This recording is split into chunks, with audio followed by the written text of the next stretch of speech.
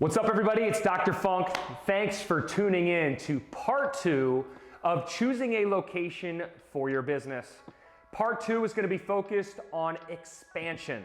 So, your first office is a success. What factors do you need to hone in on and really focus on to ensure that you're not just a one-hit wonder? Our first location for Rehab to perform was rockin'.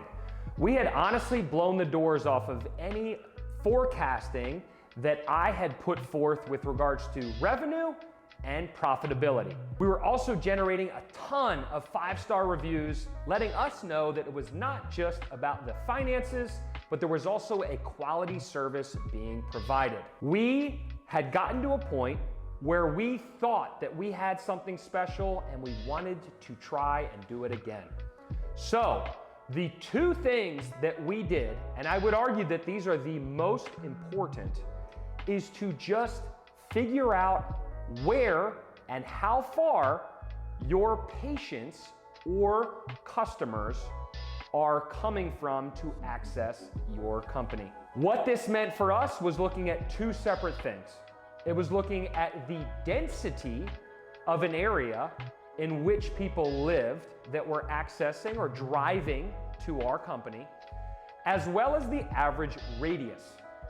We wanted to position ourselves so that we were close to a high density amount of people that were current or previous customers of ours, in addition to being just inside of the average radius, knowing that if there was a pie viewed as the radius around our first location, that we could take a little bit of a chunk out of that, knowing that some of those people would automatically be customers or patients at our second location. So what we did was rather old school, and I do realize that there are better ways to potentially do this. But we took a spreadsheet, we had our address, and we had our previous customers' addresses.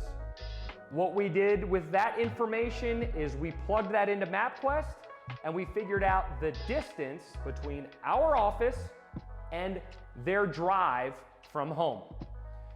By the end of this, we were able to take all of those numbers and come up with an average drive time of the people that we're interacting with and receiving services from Rehab to perform. This gave us an idea of where we were going to put an office, because if you can think about a pie, we wanted to potentially position an office just inside that average radius, knowing that some of our previous customers would be the first people through the doors of a new office.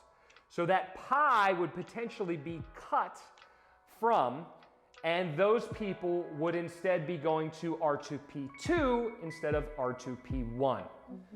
The other thing that we did that was old school again was a paper map and pins. And we actually positioned each of our previous customers on a map, signified by a pin, which gave us the density in which individuals were coming from certain areas in relationship to our first office.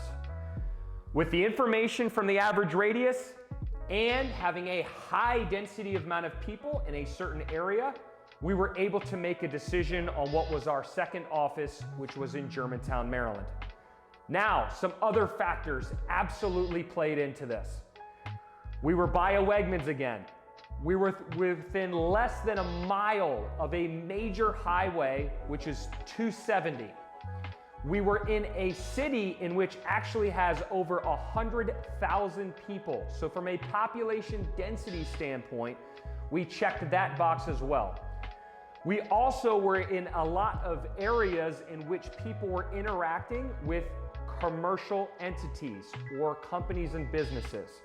There was a Topgolf around the corner. There was a movie theater close by. There was a big community college less than a mile away. So all of these different factors, both primarily and secondarily, allowed us to be very, very confident that our second location would be a success. So just to summarize, don't overcomplicate things when choosing a second location for your business. Your expansion will largely be successful if you consider some of your previous customers are going to be customers at your expansion office. Say it's 10%, maybe 25%, but some of the people that went to R2P1 ended up going to R2P2 because we considered population density and the average radius in which they were driving to our first location.